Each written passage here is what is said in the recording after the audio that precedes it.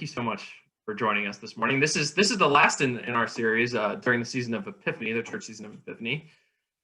And I offered just a brief introduction at the end of our service, and so maybe some of you have just heard as well. But Vanessa is coming to us from Bryn Mawr College, just right down the road, where she is the assistant dean and director of the Pensby Center for Community Development and Inclusion. And so the umbrella for this department is quite large, if I understand correctly. And maybe Vanessa will speak a little bit more about that as well. And actually, Vanessa, I stumbled upon the department and you partly through Rita, but also because of my interest in how we might be of support, as far as religious life, because of the umbrella of which the Pensby Center covers. But then I just became very fascinated with all the work that you're doing on campus, and just what a dynamic year it must have been on Bryn Mawr's campus this past year in many ways, despite the flux of students around. As I understand that you've been working on kind of helping retell some of the story and history of students and what Bryn Mawr campus has been like, uncovering histories that have maybe been hidden and not spoken for, and maybe even helping give voice to individuals on campus who don't normally have voice heard. So I'm impressed by all of the things that your hands are in over on Bryn Mawr's campus to make it a more inclusive, equitable, and engaging community. And I'm thrilled that you're joining us this morning, especially as just a neighbor right down the road. So just also, I don't want to speak for you here, but Vanessa is excited for this to be more of an engaging kind of discussion-based session this morning as well. So please feel free to offer any kind of comments and questions either in the chat, or feel free to unmute yourself and we can best manage any kind of chaos that might be, but please feel free to do so. And Vanessa, we're so thankful to have you here this morning. So I'll turn it over to you. Well, thank you, Michael. It's been great getting to know you. I look forward to getting to know you and work with you more. And I want to give a quick shout out to Rita and Rick Davis, who I also have known and worked with, and I'm so thankful to see you here this morning, and so thankful to see everyone and be in this conversation with you. Earlier, I was chatting with one of you, and I have the sense that my audio is okay, but if at any time you can't hear me, please do let me know. Great. So it's Valentine's Day, and it's also a day on which you have given recognition to Absalom Jones. So I am delighted to come and share some thoughts with you on that auspicious occasion. I think it makes a nice connection to my work and to my hope for the future, that we are more so acknowledging folks whose shoulders we stand on and whose work has created opportunities for others. And before Absalom Jones was a leader in this region, the Lenni Lenape people were here, and I want to make sure that I acknowledge that my home office is on land that was Lenape land, and so many of us live and work on that land. So Michael gave a great introduction. It's a little hard to describe the Pensby Center in which I work in a nutshell, because the nut is so big. Because Bryn Mawr is such a small school, so much of the work of diversity, equity, inclusion, anti-racism falls under our umbrella. But I want to start by saying that at Bryn Mawr, we are solid in our belief that that is everybody's work.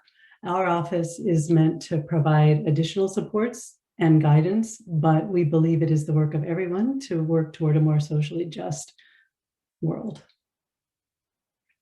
The way that students interact with me is that they often are seeking support, sometimes seeking affinity, and we do have groups organized by affinity. The students I work with most, I would describe as being from marginalized communities whose identities have been either oppressed or marginalized by the dominant American society. And of course, that's very much true at Bryn Mawr. So I'd love thinking about us being right down the street from you. I want to make clear that I'm talking about primarily Bryn Mawr students today.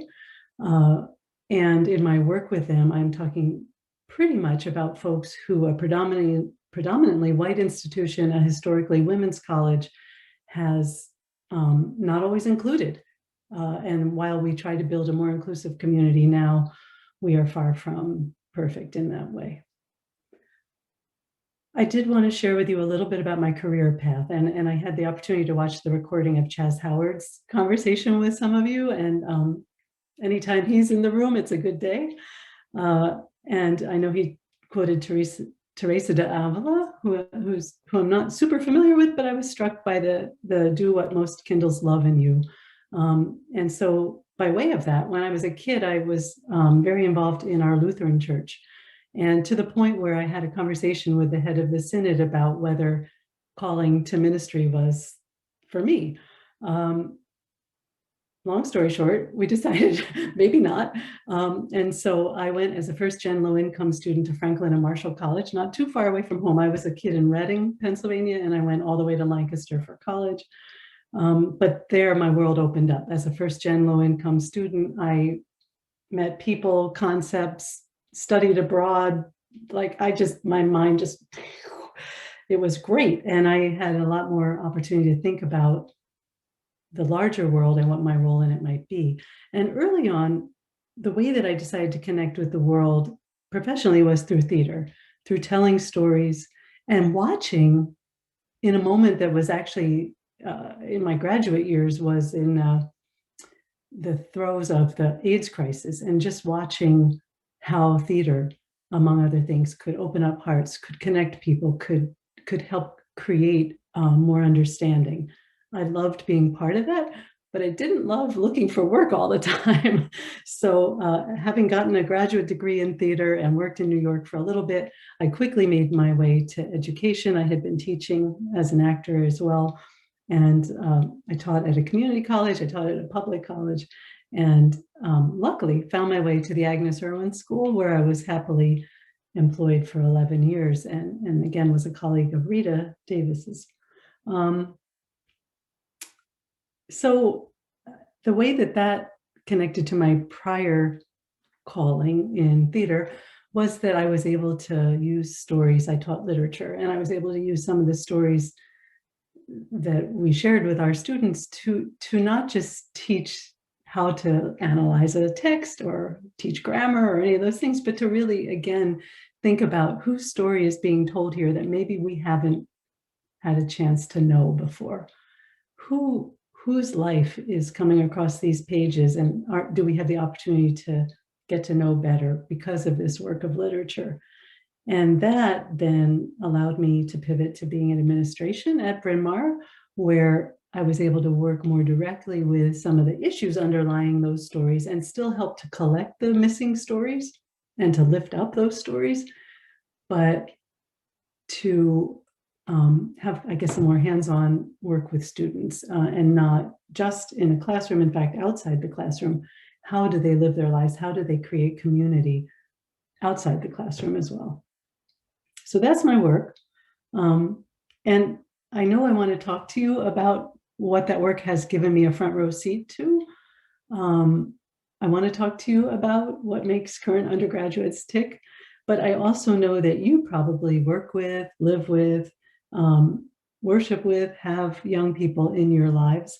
And so certainly I'd love to, have you be bringing to this conversation what you already know, what you want to know, what questions you have. And I know we can invite questions in the chat.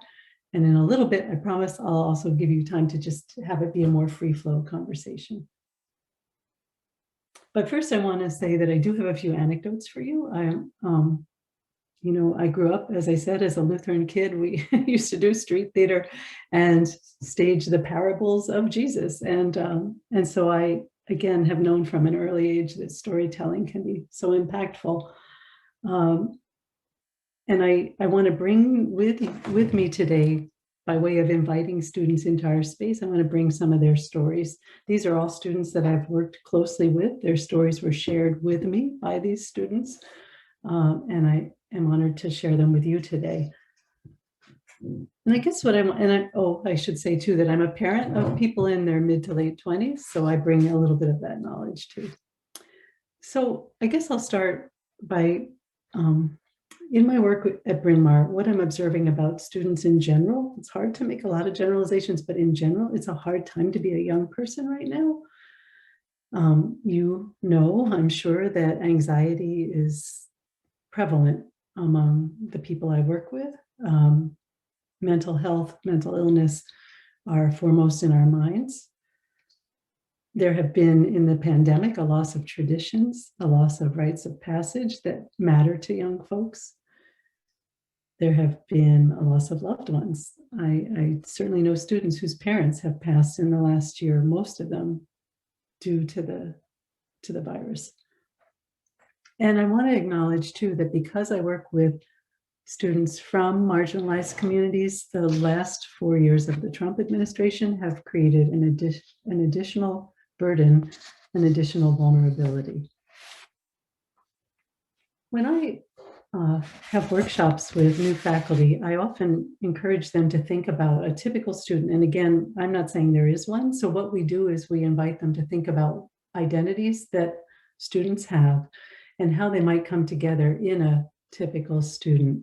So just to share with you some of the categories I ask new faculty to think about: experience of sexual harm, their sexuality, their faith or religious identity, citizenship status, gender, socioeconomic status, ability, the level of their parents' education, and then their own educational level of privilege, the country of origin, their race, their ethnicity, and even their time in our community has an impact on how they show up, right? So with that in mind, I'm going to share with you the identities, like the complexity of the identities of some of the young people I work with, and also get to some of what makes them tick. And so I'm going to share stories, very quick stories, or maybe even just profiles of 6 students. They are composites, and they do not have their real names attached to them. But these identities and these experiences are in fact ones that I've worked with. So the first one I want to share with you, the first student I want to share with you is Daniella. She comes from Phoenix, Arizona. She is a first generation low income, we call that FIGLY student. She's Latinx. She uses she, her pronouns. And she's a citizen, but her parents are undocumented. And for that reason and others, she definitely has experienced moments of mental health crisis and is frequently in need of support around mental health. What makes her tick? Why did she come to Bryn Mawr? What does she hope to do while at Bryn Mawr and beyond? She mentors girls in Philadelphia. She helps with tax preparation for low-income families in Norristown through our civic engagement office. And she sends her own work-study paychecks home to her family because she knows that they are really struggling right now. I also want to introduce to you Alexis. Alexis is from Portland, Oregon. She's Black. She uses she, her pronouns. She considers herself a cisgender lesbian. And although most of our students live on campus, she has an apartment in Philadelphia. She's vegan. And the things that really set her on fire, I mean, she is an activist and maybe even an anarchist. For her, the institution of higher education is fraught and needs to be dismantled, maybe even blown up. She wants more than anything to lift up the experiences, the voices, the presence of Black, Indigenous people of color, BIPOC folks. And she wants us to address the violence that has been experienced by those folks simply by existing in our institutions. On top of all that, and I don't mean this lightly, she really wants to save the earth. She is a green activist and an environmentalist. Also, somebody I work with is Wes. Wes comes from suburban Philadelphia, but lives on our campus. As I said, most students do. Even in this pandemic, we have a good number, about 60% of our students are residential, even in this moment. Wes uses he, him pronouns. He loves our theater groups. He takes some theater classes, but really loves the co-curricular theater program that we have, and is very interested in pursuing social work. Wes, as a trans identified person, is very interested in making sure that trans rights and trans identities are considered in Bryn Mawr and in the world, and is an advocate for trans rights.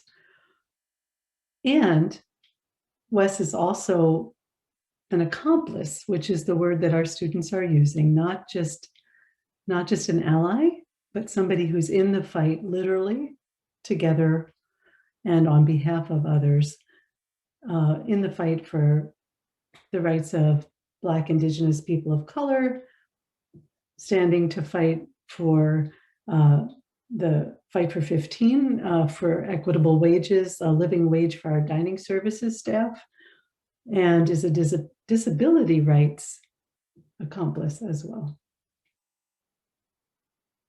I want to tell you about Jenny. So at Bryn Mawr, roughly 20% of our students are international, and Jenny is one of those students. She's from Shanghai. She's Chinese and has the identity of an international student, uses she, her pronouns. She has been very attracted to the Christian churches opportunities in the area that are evangelical. So she may connect with Harvest Christian Fellowship, sometimes might go to some programs and services at Grace Chapel in Havertown. She identifies as cisgender and straight. And while at Bryn Mawr, she wants to very much encourage community dialogue. She volunteers for the Chinatown Facts program, which is an after-school program. And she's interested in all the internships that she can get so that she can pursue a career in finance. Jordan comes from Chicago. Jordan is white, uses they, them pronouns, identifies as gender nonconforming, queer. Jordan is Jewish and is pro-Palestine. Jordan is one of the leadership of our Rainbow Alliance group and also on the board of Hillel. And among the things that make Jordan tick are the boycott, divest, sanction movement against Israel, and the decarceration movement here in the US. And on a more local level, Jordan very much wants to make sure that our students have access to our kosher kitchen and are supported in their religious identity. And the last student I want to share with you is Opal. Opal is from Houston, and she identifies as Black, and her family are recent immigrants. She also is first-gen low income, uses she, her pronouns. And she, as Christian, has been raised in a strong Christian family and has not found anything like her home experience in this area. So she just doesn't worship when she's at Bryn Mawr. She waits till she gets back home to sort of fully inhabit her Christian self. She's a leader of our NAACP on campus.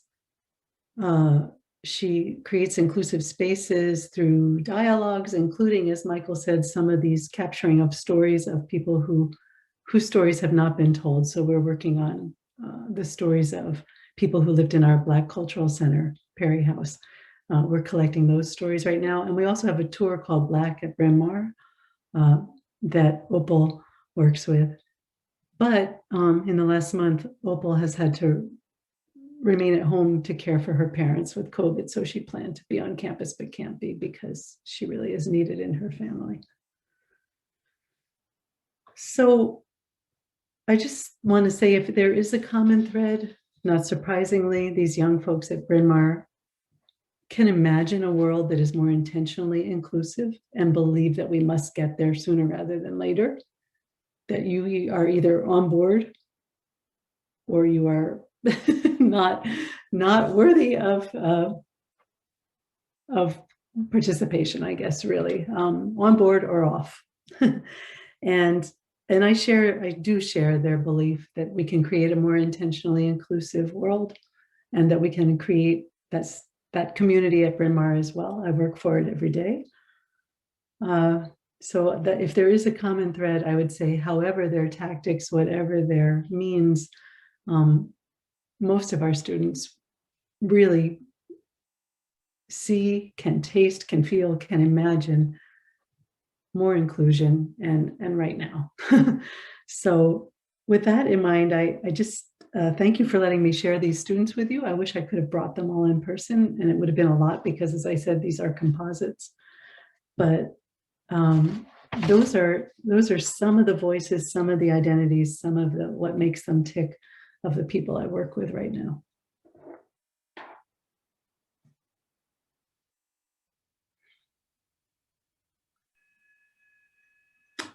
Vanessa, maybe I'll break That's great. Hi, Jim. the ice. Hi.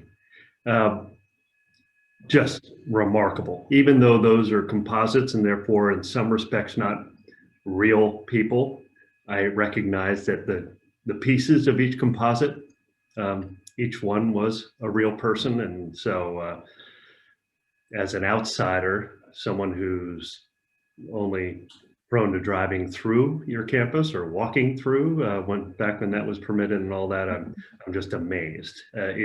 It dispels maybe some myths, but also it confirms some things, some impressions that I've had that have always been so lofty of these students.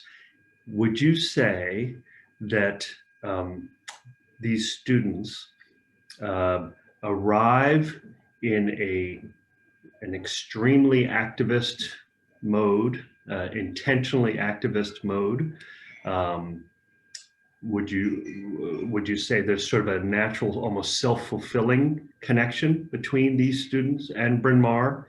Or would you say that it's largely the environment in which they've been studying and living and interacting with each other socially that has fired this up?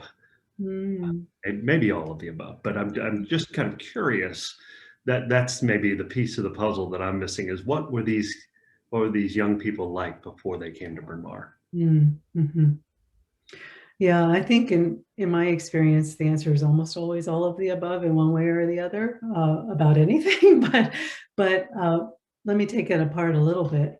For sure, it's our mission at Bryn Mawr to create a more socially just world, to create to thriving students, to nurture and launch into the world leaders and change agents. So students who apply want to come to Bryn Mawr because that's what we want our educated students to leave being.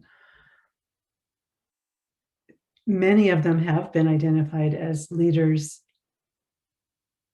prior to their application, and more frequently they would be leaders in their own communities. So that's what they bring, and that's what's so enriching, I think, when from across the globe everybody comes to Bryn Mawr with their deep understanding of their own communities, and how that enhances our understanding of the fragility of life in so many places, of the desperation of situations in so many places.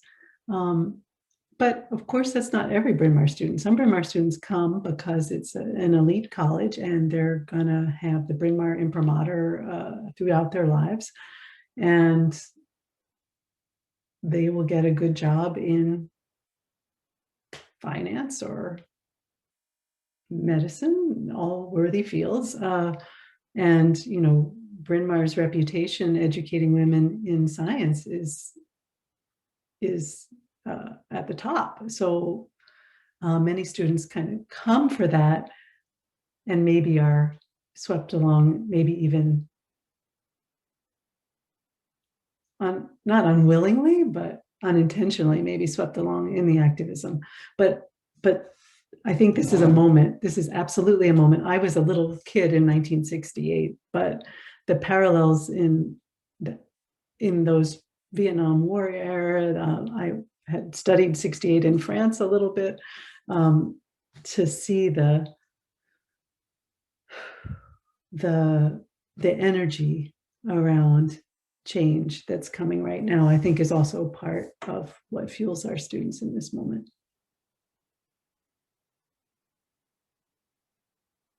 Great question.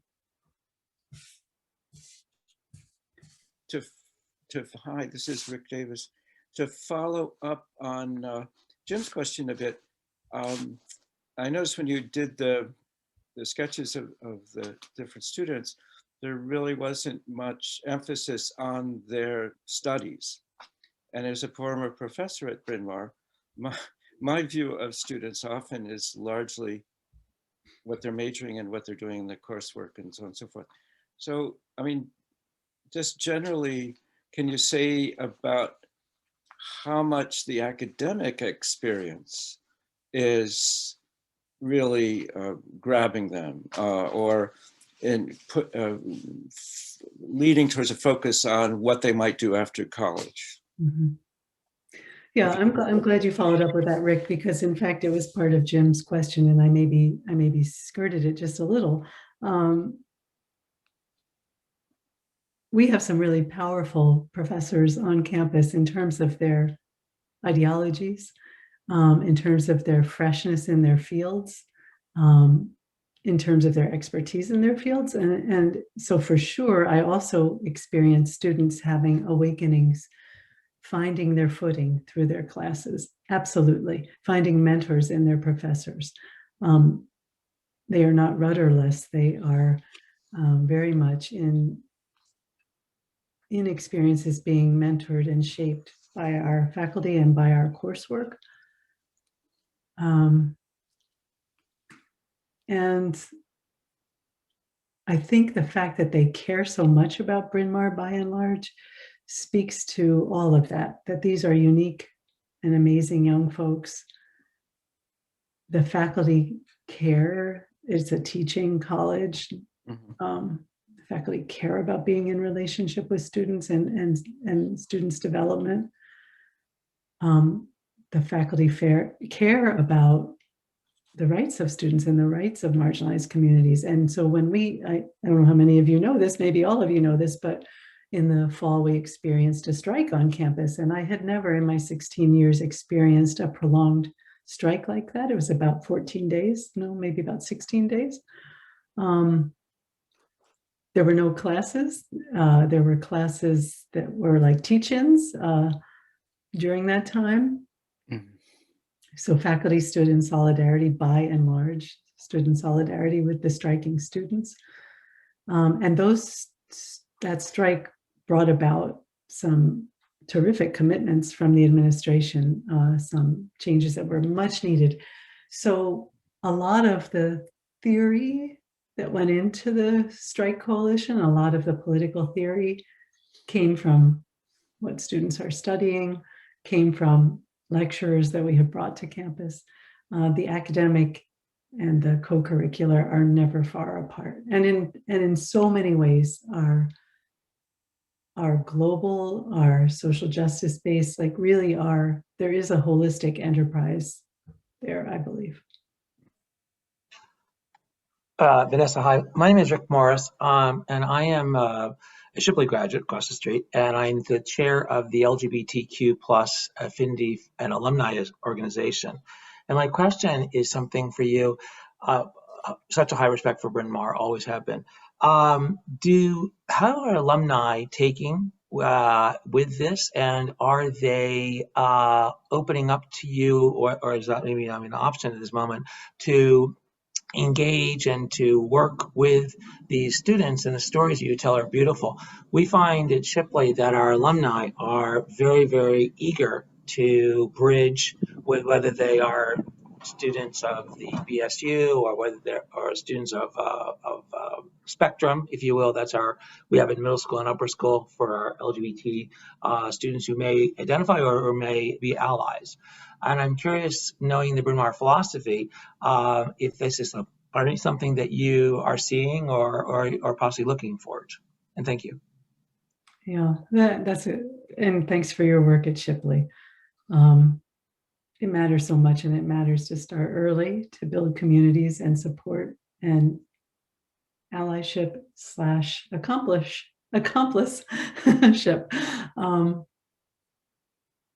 So our alum are passionate. I mean, but our goal of launching into the world passionate change agents, it works. And I would say, especially in this moment where we are all so easily connected virtually, even before the pandemic, but maybe more so since, our alums have quite literally eagerly jumped into the space. So I have a lot of compassion for my colleagues in alumni development, because supporting alums and valuing their contributions, but also allowing the students to really have experiences as students supported and not dominated by others is a fine line to walk. So our alums are passionate. My colleagues in alumni relations have mechanisms in place by which those alums can connect with each other and can connect with our students. Students are impatient with those mechanisms. Students want more direct connection. Alums want more direct connection. And so sometimes it happens. And to be honest, sometimes I facilitate that direct connection, because if I feel the student is being protected and respected, I think there can be introductions made, especially if it's an alum that I worked with and still know very well. But I respect what my colleagues are doing too, because I mean, this is the whole thing. We are an institution. So an institution works because of the structures that allow longevity, the structures that allow institutional health. And those structures often are the very same that can be so frustrating when people just want to connect and move forward. But I would say our alums in person, that is, even if it's virtual, those alum connections are real and powerful and happen so frequently. But also what I'm excited about is we have a current archivist at Bryn Mawr who recognizes the need to get stories archived, so that if one doesn't have the chance to have a direct connection to an alum, one might have the chance to read that alum's stories or know what battles that alum had fought in the 70s, 90s, 2000s. And I think all those connections matter. So I'm excited to be part of that initiative where we're capturing more of all those stories so that they can be accessible to everybody and not just through institutional mechanisms of connection.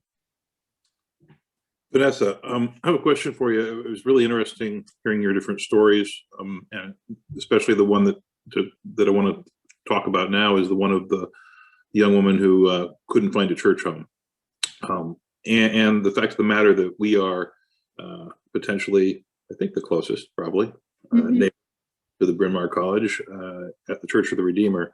How can we play a greater outreach role, support role, engagement role with the community there at Bryn Mawr as the Church of the Redeemer in welcoming or embracing or even helping, introduce more ideas of diversity, inclusion, or just engagement as a community, as you're engaged with so many of these young people about how we might play a greater role? Yeah, it's a question that I don't have a lot of great answers for, but I have a lot of interest in exploring. I'll say a couple things by way of background. When I mentioned that Pensby was an office on campus that lent particular support to marginalized communities, students from marginalized communities. That includes religious life, students who identify as religious. So at Bryn Mawr, it has long been the case that to be a religious person would be to be marginalized or maybe even oppressed and silenced. I've had discussions with the Bryn Mawr, there are a couple ladies who have come to church regularly, and we became friendly with a couple of them about 4 or 5 years ago. And then they said that, that they're almost ostracized because they have faith, which is a fascinating dynamic. Well, it is one of the legacies of M. Carey Thomas, who was a founding leader and eugenicist, white supremacist, anti-Semite, anti-religious life. Had some virtues, but we live still in her shadow. And so the good news is this is a different moment. In fact, in our senior leadership, we have a number of people who are ordained themselves. And I'm excited that the ways in which they are, in some ways, playing out their ministry is through their administrative roles. So we have a moment now to recognize that this has long been a silenced identity. We begin by creating inclusion, as always, so that still may mean that that student won't find what really makes her tick, but that she will begin to know that this is a place where you can at least say, I'm somebody who has a faith tradition, I'm somebody who is Christian. We're still creating that garden in which to have the plants grow.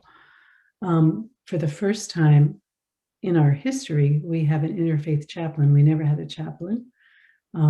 So the fact that I, as an administrator, oversaw religious life as an administrative task was telling too, I think. And I'm excited that we have now created momentum towards having an ordained rabbi as our interfaith chaplain, and the one-on-ones and the programming that she's been able to do in the year and a half that she's been working have been phenomenal.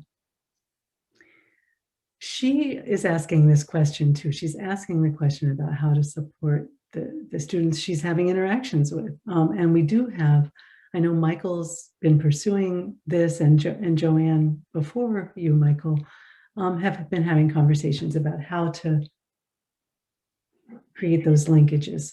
So I wish I had more answers for you. All I can say is it's a more auspicious moment, and I'm so excited that it is.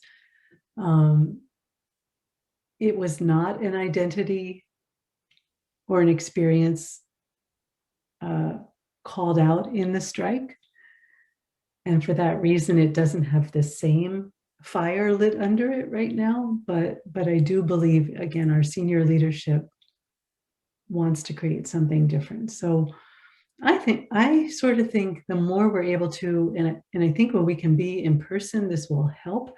But the more we're able to get the people who support religious life in our wider community and as advisors at Bryn Mawr, so the people from Harvest Christian Fellowship, the people on campus, we do have an intervarsity group that is quite active, and then folks from Redeemer and folks. David Tatkenhorst from St. Luke.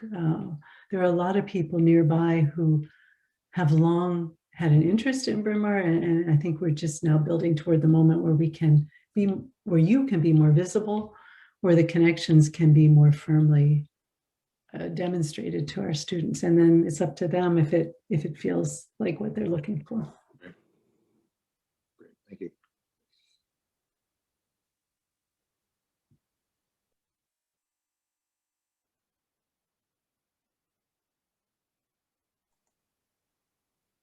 You're all being so respectful with the time, and by all means, talk to each other. You know each other. I don't feel that everything has to be channeled through me, but I'm happy to take any more questions or even just reflections that you may have. But this may be a broad, really broad question, but I'm kind of interested, in maybe even just in your time at Bryn Mawr, or even in this work in kind of gathering stories again. what has surprised you? And maybe not just by content, but maybe even by the process of it. Well, I want to begin by one. It came a bit as a surprise, but I want to name it explicitly as something I might have even mentioned sooner on, is that my own positionality matters, right? And that should not have surprised me.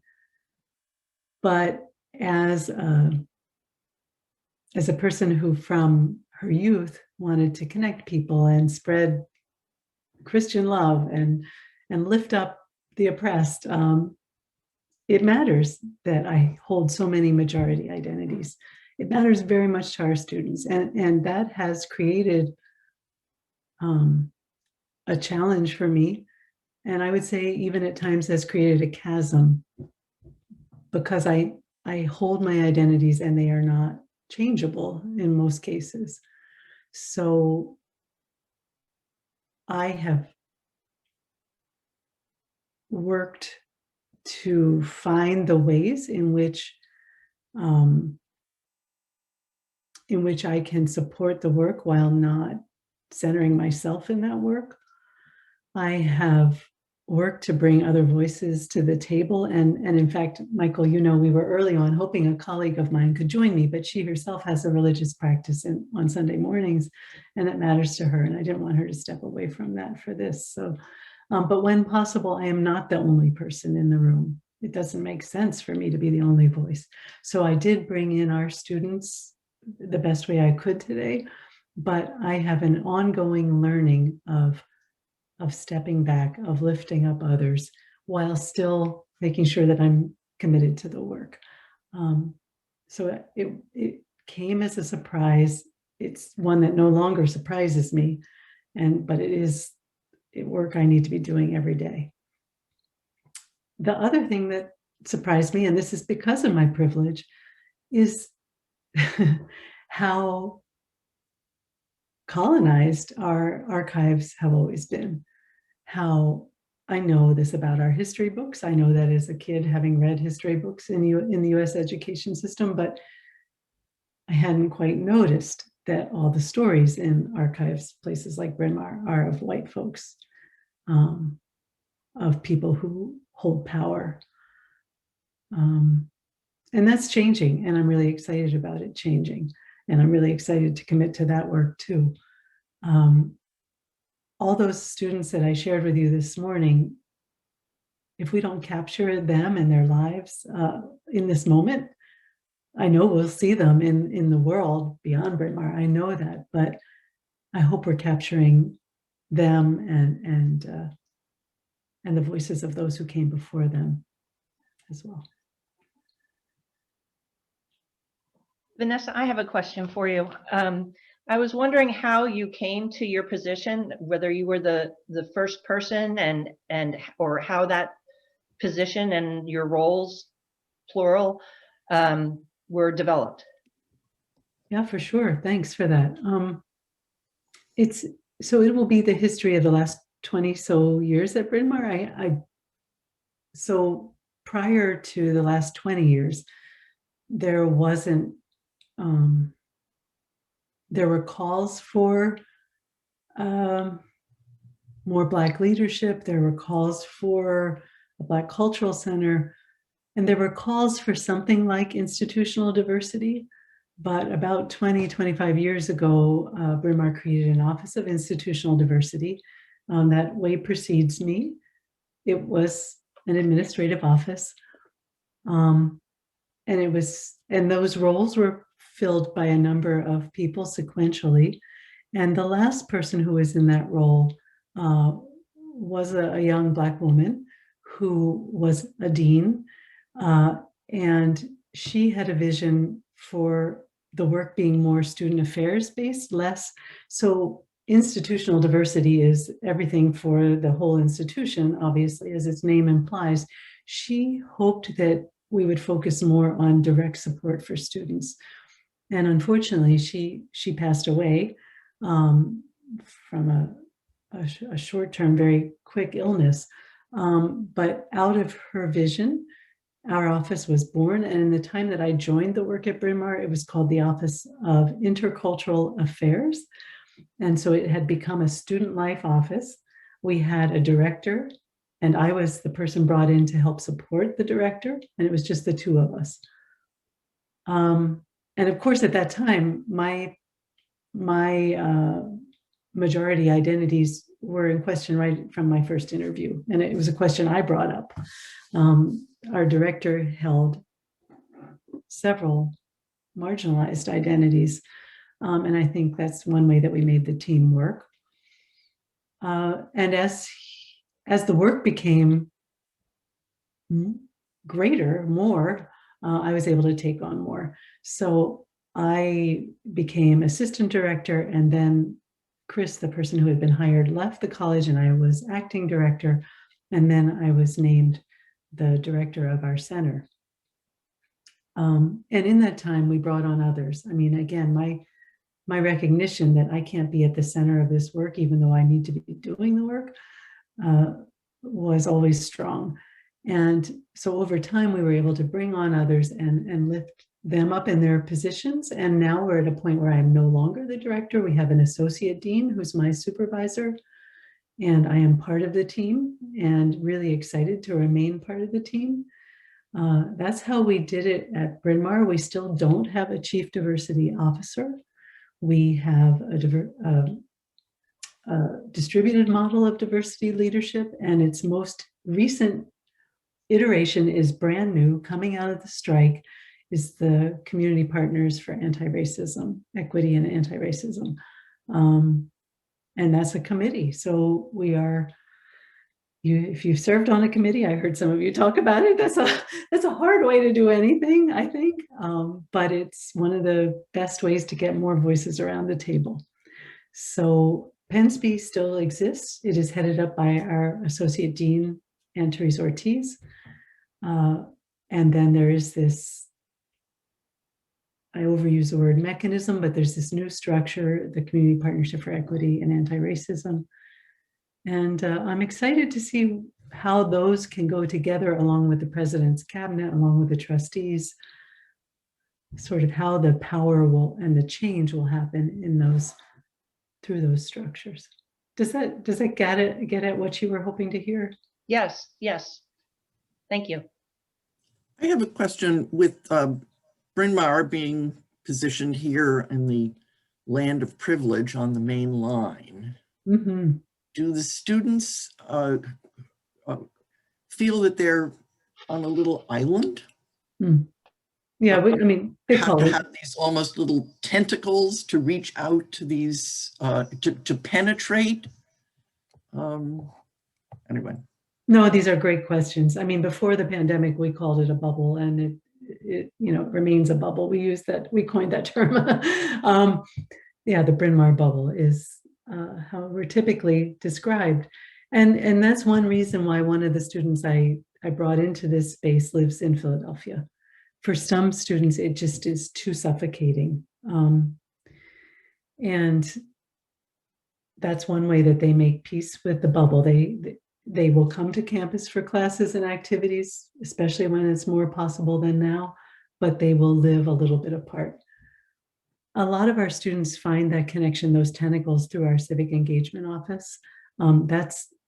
I'm so deeply proud of my colleagues in that department. They have created not just the tentacles, but true partnerships with organizations in Philadelphia and Norristown primarily. Less so in our own surrounding area, which, as you say, is a privileged area by and large, but certainly has as diverse identities as any other place. But yeah, that's one place where our students not just give of themselves, but find communities maybe like the ones they come from. And that really, students speak quite frequently to how that supports them in their experience at Bryn Mawr.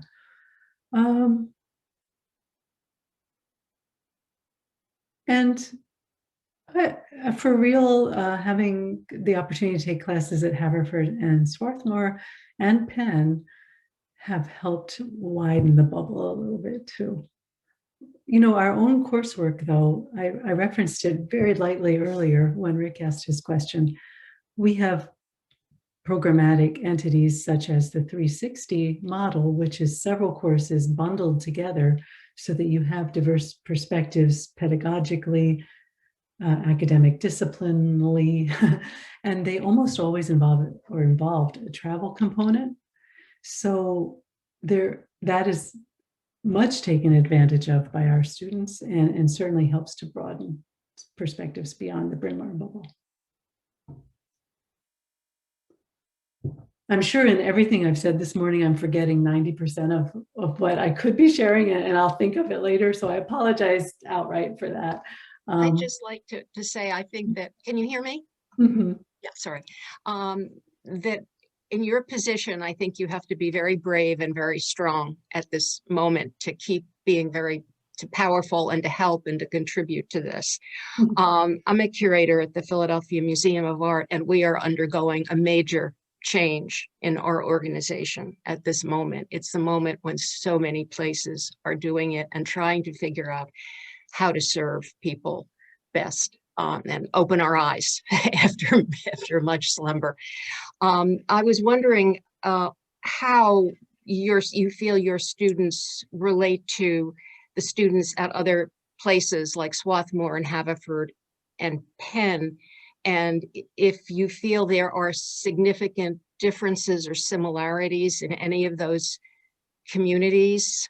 I mean, I know Penn is very different because it's very much larger, but the smaller schools that perhaps are more similar to Bryn Mawr, like Haverford and Swarthmore, how are they dealing with this, and how do you see it? Is it very comparable, and are there bonds going back and forth between these schools now?